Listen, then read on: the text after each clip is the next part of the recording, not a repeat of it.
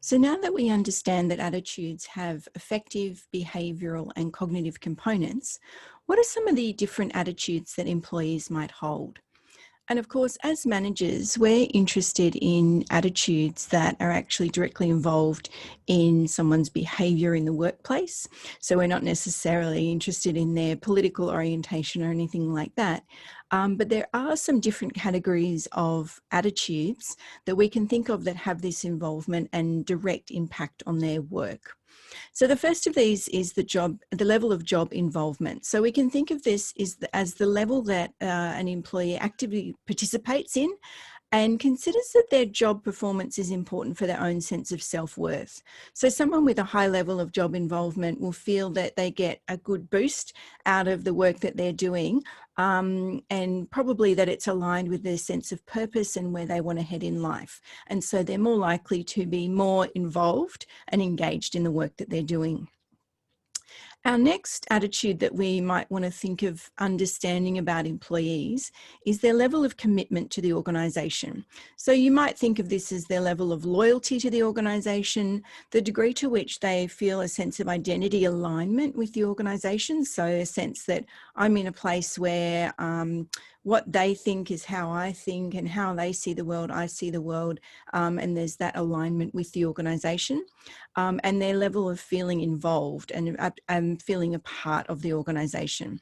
And that translates to a strong sense of commitment to the organisation, which would mean that they'd be less likely to leave, more likely to put in what we call discretionary effort, so go above and beyond, because they have a strong sense that by helping the organisation, they're kind of helping themselves because they have that strong alignment.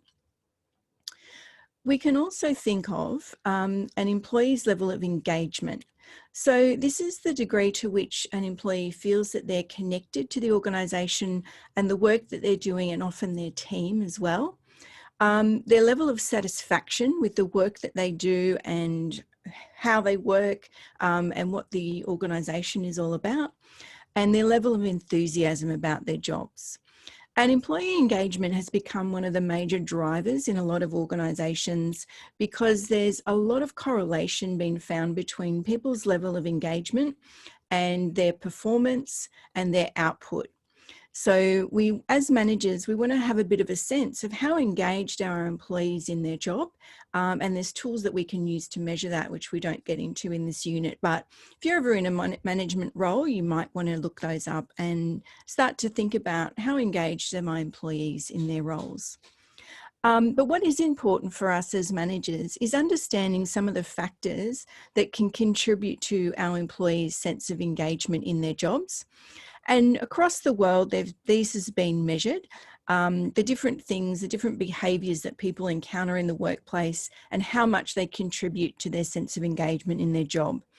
And respect has tended to come out at the top. So if people feel that they're respected at work and they're treated with a level of respect, they're more likely to feel a sense of engagement at work.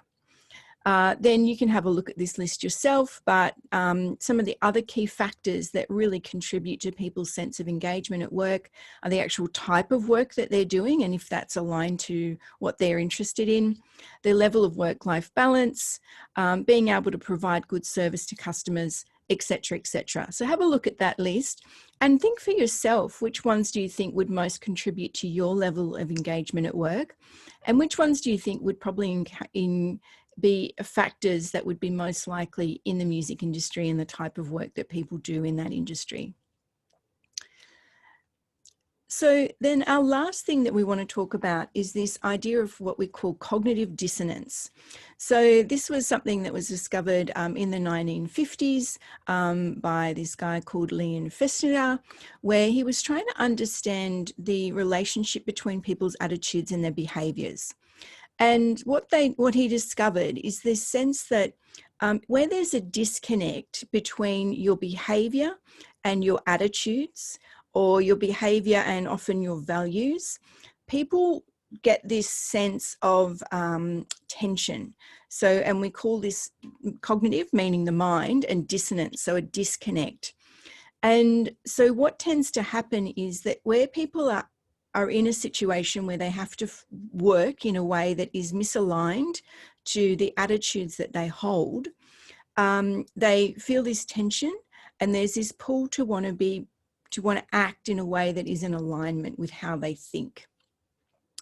And so what this can lead to is situations. So the one that they talk about in the book is, say, if you're a manager and you really care about your people and you're in a situation where you have to lay people off because there's been a downturn in the business, you might find that really, really difficult to do because your attitude and your inclination and your values are aligned to caring about people and wanting to support them.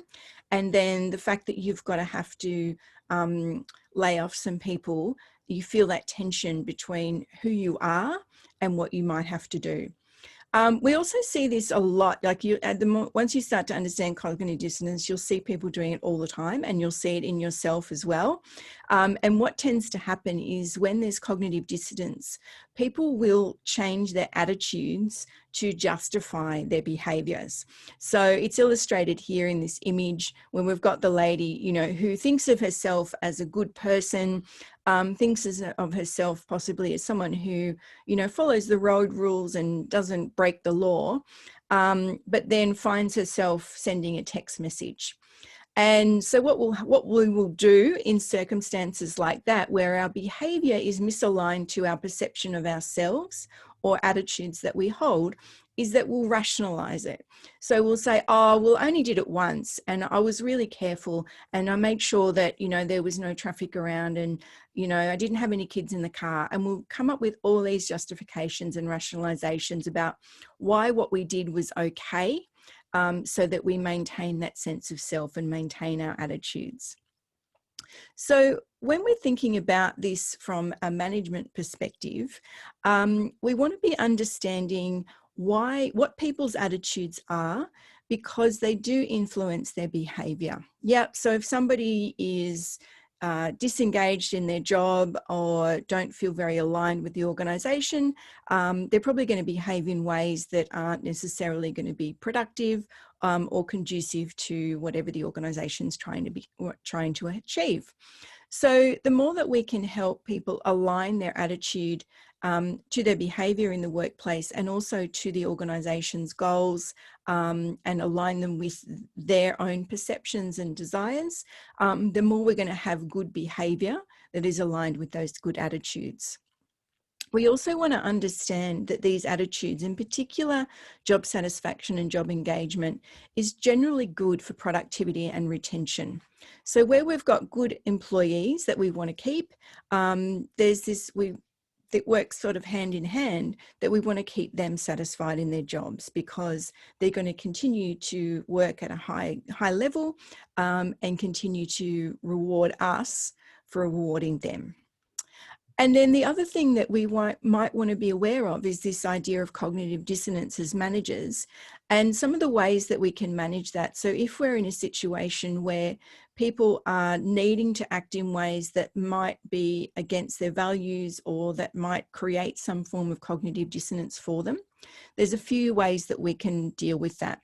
One way is that we can provide them rewards that help them overcome that dissonance. So maybe not in the case of laying people off, we wouldn't want to give them a bonus or something like that, but we might want to help them rationalize it in a way that helps them be able to do that task in a way that is emotionally rewarding for them. So can we help those people transition out of the organisation with dignity and respect, so that they feel that even though they've had to lay those people off, they get that sense of, I did it in a way that is aligned to my values.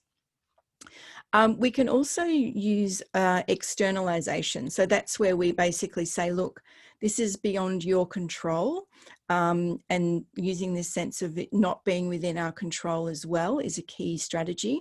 But we also can sort of say, it's not you that's having to do this. This is something that's happening outside the organisation. It's unfortunate, but it's something that we just have to live with. And so it's not that you are a bad person because you're doing this, or that you're doing a bad thing. It's just a necessary part of the job. And that can help people overcome that cognitive dissonance that can lead them to that internal fight. So what we will dive into next, so that caps off our discussion on attitudes. Next, we're going to start looking at personality.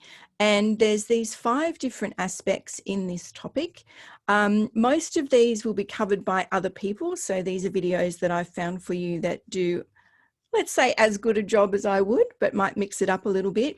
And I will dive in when we're starting to talk about their key personality traits. So I will see you in that video.